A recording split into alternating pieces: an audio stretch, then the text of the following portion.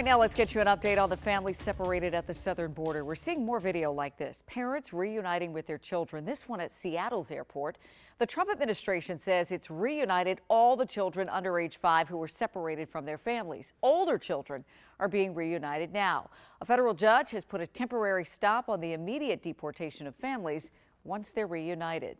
What about families being separated, though, right here in D.C., a sanctuary city? Tonight, dozens of neighbors rallied in Columbia Heights to condemn the ICE for recent raids in that area. They say ICE detained at least 12 people last week alone after raiding an apartment building and a private home and grabbing someone who was having dinner on 14th Street. Folks shouldn't be stolen off of the street, as they're passing by.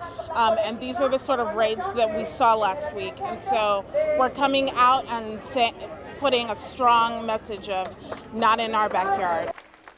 Several immigrant rights groups helped to organize this rally. They're working to provide detainees and their families with emergency legal help and other assistance.